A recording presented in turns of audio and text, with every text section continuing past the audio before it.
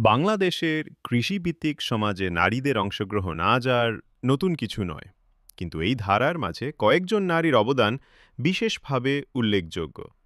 তেমনই একজন নারী হচ্ছেন উমা কুলসুম পপি, যিনি একাধারে একজন সফল নারী উদ্যোক্তা, কৃষিপ্রেমী এবং সামাজিক যোগাযোগ মাধ্যমে প্রভাব বিস্তারকারী একজন মুখ। উমা কুলসুম পপির যাত্রা শুরু হয়েছিল এক সাধারণ মানুষ হিসেবে, তবে তার চিন্তাধারা ও উদ্যোগ ছিল অসাধারণ।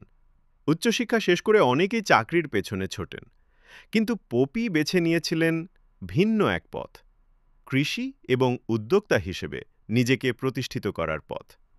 তার মূল উদ্দেশ্য ছিল কৃষিকে আধুনিকভাবে উপস্থাপন করা, যাতে তরুণ প্রজন্ম আবার কৃষির প্রতি আগ্রহী হয়ে ওঠে। তিনি উপলব্ধি করেছিলেন বাংলাদেশের মতো একটি কৃষি প্রধান দেশে কৃষিকে অবহেলা করে উন্নতি সম্ভব নয়। এই উপলব্ধি থেকেই তিনি শুরু করেন তার কৃষিভিত্তিক কার্যক্রম এবং গড়ে তোলেন একটি সফল উদ্যোগ, প্রিমিয়াম ফ্রুটস এলটিডির।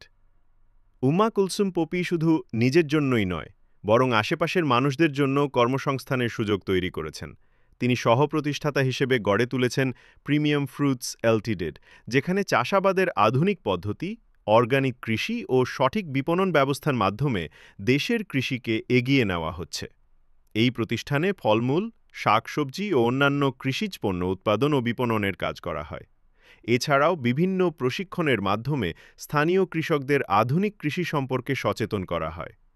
পপির একটি বড় শক্তি হল তার সামাজিক যোগাযোগ মাধ্যমের উপস্থিতি। ফেসবুক পেজে তার 2.9 মিলিয়ন ফলোয়ার, যা তার কৃষিভিত্তিক কার্যক্রমের প্রভাব ও জনপ্রিয়তার